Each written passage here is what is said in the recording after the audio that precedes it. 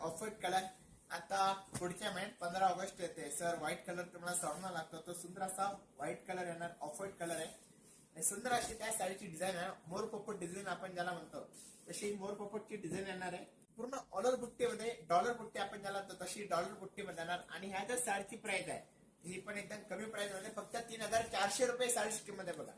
आणि पूर्ण ऑलर बुट्टा आहे आणि सुंदर असा कलर आहे आणि डिझाईन पण बघा एकदम सुंदर अशी डिझाईन आहे. आणि सुंदर असा त्याचा हा ब्लाउज पीस आहे ना.